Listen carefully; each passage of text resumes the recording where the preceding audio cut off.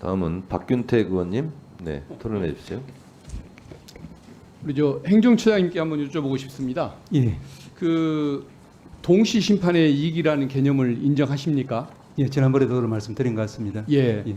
그 형법에서 39조에 보면은 동시에 심판받을 기회를 놓치는 바람에 불리한 경우가 생길 경우 임의적 그 감면 사유로까지 규정을 하고 있고 예, 또 형소법 5조나 9조를 보면은 토지 관할, 사물 관할 달려오는 사건을 한 재판부에서 재판할 수 있도록 그런 규정을 두고 있지 않습니까? 예.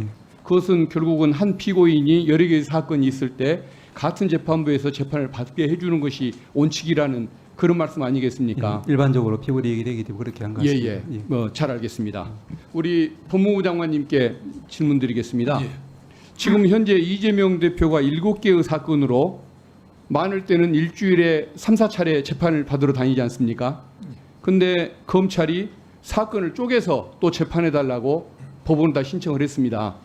그러면은 일주일 내내 법원에 출석을 하게 만들고 다음 사건 준비할 기회도 주지를 않고 결국은 법정에 가둬두겠다는 법정 연금을 시도하겠다는 의도로밖에 보이지 않는다는 비판을 받고 있습니다.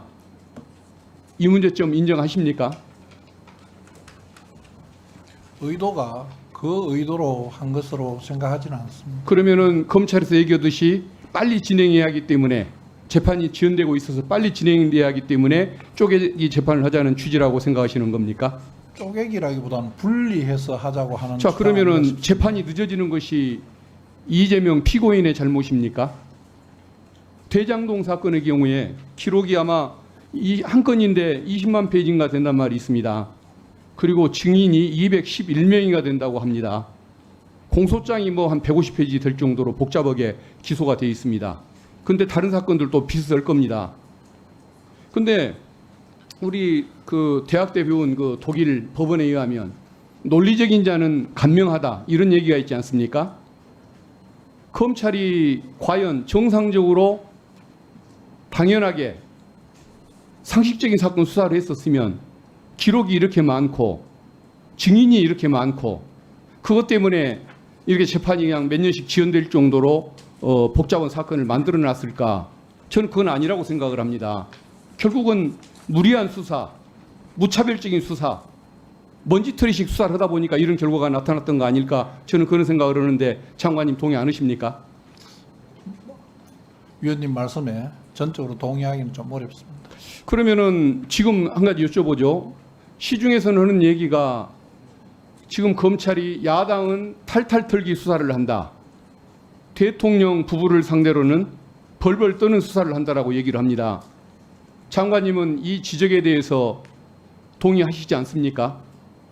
검사들이 그러지 않을 거라고 생각합니다. 그러면은 지금 검사들의 수사 행태는 장관님이 생각하던 검사의 모습, 생각하는 그 기준과 일치하는 것입니까?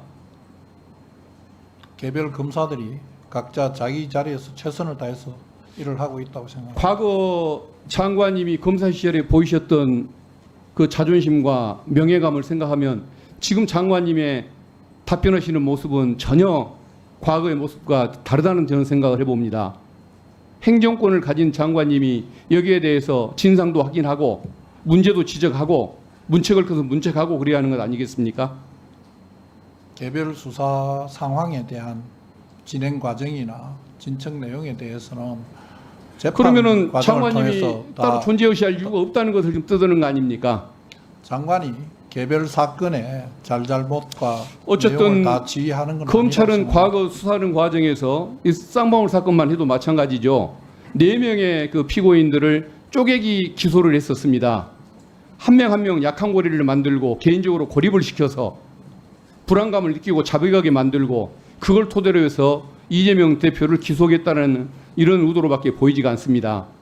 그게 관행에도 어긋나기 때문에 그렇지만 수사 내용을 보면은 그런 지적이 타당하다는 게 쌍방울 사건 수원지검 내부 보고서를 보면은 그것은 쌍방울의 주가 부양을 위한 것이었지 이재명 대표의 방북을 위한 것이 아니었다는 것이 드러납니다. 그리고 필리핀에서 돈을 받았다는 리오남 금품 수령 현장에 나타난 적도 없었던 것이 남한의 공문, 북한의 공문, 경기도 공문에 의해서 다 나타나고 있습니다. 그리고 김성태 국가보안법 주가조작 사건 수사를 하지도 않았습니다. 이게 검찰의 조작 의도를 드러내는 것 아닙니까?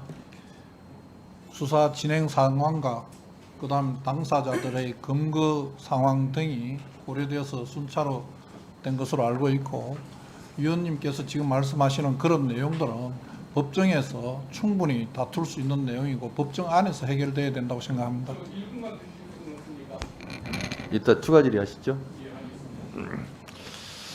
다음은 조배수 의원님.